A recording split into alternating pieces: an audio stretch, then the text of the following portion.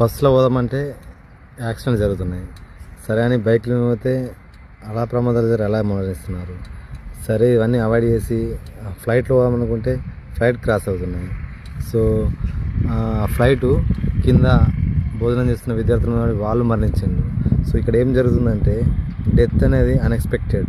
So డెత్ను మనం ఊహించలేము, కానీ ఉన్నన్ని రోజులు ఎలా ఉండాలో మాత్రం అది మన చేతుల్లోనే ఉంటుంది.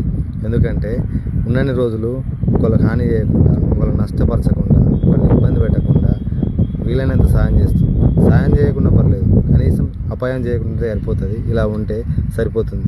ఎందుకంటే డెత్ ఈజ్ అన్ఎక్స్పెక్టెడ్. సో ఉన్న రోజులే మనవి. సో రేపటికి రూపం లేదు, రేపటికి ఏమవుతుందో కూడా తెలియదు.